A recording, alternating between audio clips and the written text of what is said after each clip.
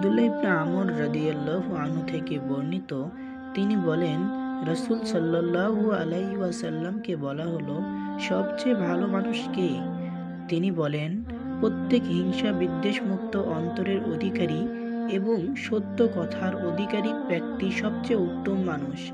সাহাবীগণ বললেন, আমরা সত্য কথার অধিকারী জানি, কিন্তু হিংসা বিদ্বেষ মুক্ত অন্তর কি জিনিস তা জানি না।